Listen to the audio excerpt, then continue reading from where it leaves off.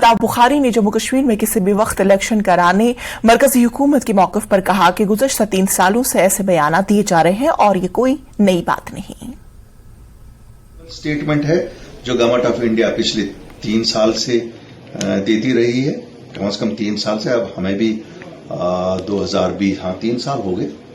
मुझे लगा जब हम पहले दिन मिले थे तब भी टोटल हमें ये अंडरस्टैंडिंग दी गई थी कि इलेक्शन बहुत जल्दी होंगे जम्मू एंड कश्मीर में और स्टेटहुड भी बहाल हो जाएगी।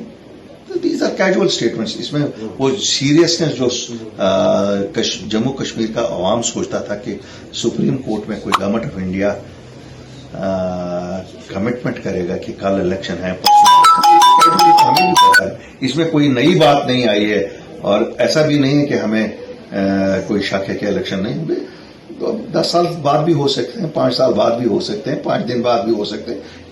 It is a wild guess for anybody to say. So there is nothing new in this statement or nothing serious by this statement. क्यों पार्लियामेंट में कहा है? पार्लियामेंट सबसे बड़ा ऐवान है। पार्लियामेंट में भारत की सरकार ने कहा, भारत के वजीर आजम ने कहा, भारत के होम मिनिस्टर ने कहा है कि स्टेटहुड भी बहाल करेंगे और इलेक्शन भी करेंगे। नई बात नहीं है, लेकिन एक चीज इसमें मॉनिटर करने की जरूरत है।